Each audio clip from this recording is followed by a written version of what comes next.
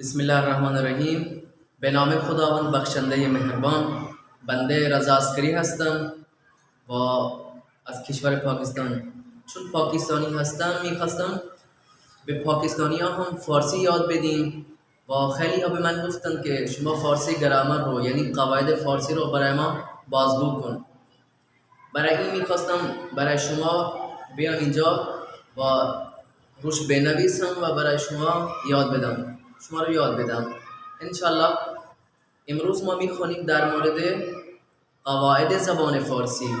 تو میں اس کو اردو میں ایکسپلین کروں گا. تو دیکھیں کہ ہم نے فارسی گرامر یعنی فارسی کے جو رولز ہیں گرامر کے وہ ہم نے لکھے ہیں.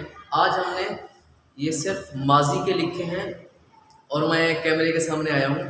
تو انشاءاللہ ہم یہ جب تک اب پوری گرامر ہم یہاں پر نہیں آپ کو بتا دیتے اس وقت تک کوئی اور ویڈیو نہیں بنائیں گے. اور یہاں پر شور ہو رہا ہے اس لیے کہ میرا جو مائک ہے وہ میرے پاس نہیں ہے اور میں ویسے ہی بائی چانس آیا ہوا تھا تو میں نے یہاں پر لکھ دیا. تو دیکھیں ہم نے لکھا ہے قواعد زبان فارسی. قواعد زبان فارسی تو یہ ساری ماضی کی اقسام ہیں. صرف ماضی کے بارے میں نے لکھا ہے ماضی. اب اس میں مضارع نہیں ہے اور نہ ہی اس میں مستقبل ہے، یعنی صرف پاسٹ کے بارے میں لکھا ہے. صرف ماضی کی 12 اقسام ہیں اور صرف ماضی کی ہی زیادہ اقسام ہیں، باقی کسی اور کی نہیں ہے. اتنا ماضی کی 12 اقسام ہیں. دیکھیے گا میں پڑھ کے سناؤں گا. ماضی مطلق معروف، ماضی مطلق مجہول، ماضی قریب معروف، ماضی قریب مجہول، ماضی بعید معروف، ماضی بعید مجہول، ماضی احتمالی معروف، ماضی احتمالی مجہول، ماضی استمراری معروف، ماضی استمراری مجہول. 11 ماضی تمنائی معروف اور ماضی تمنائی مجہول.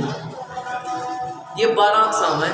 تو میں یہاں بہت شور ہو رہا ہے تو انشاءاللہ یہ صرف آپ کو بتانے کے لیے کہ ہم فارسی گرامر پہ کام کریں گے.